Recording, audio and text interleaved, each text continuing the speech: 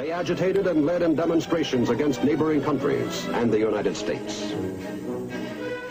What was profoundly new in terms of what Bernays did is he took this menace to our backyard in Guatemala. For the first time, we saw Reds a couple hundred miles from New Orleans who Eddie Bernays had us believing were a true threat to us, that it was going to be a Soviet outpost in our backyard. But what Bernays was doing was not just trying to blacken the Arbenz regime. He was part of a secret plot. President Eisenhower had agreed that America should topple the Arbenz government, but secretly.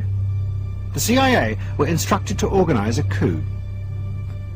Working with the United Fruit Company, the CIA trained and armed a rebel army and found a new leader for the country called Colonel Armas.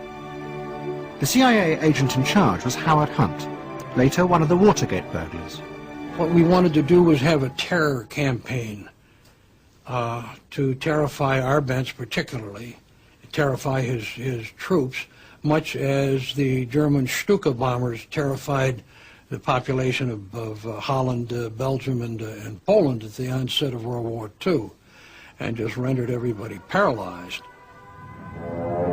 As planes flown by CIA pilots dropped bombs on Guatemala City, Edward Bernays carried on his propaganda campaign in the American press.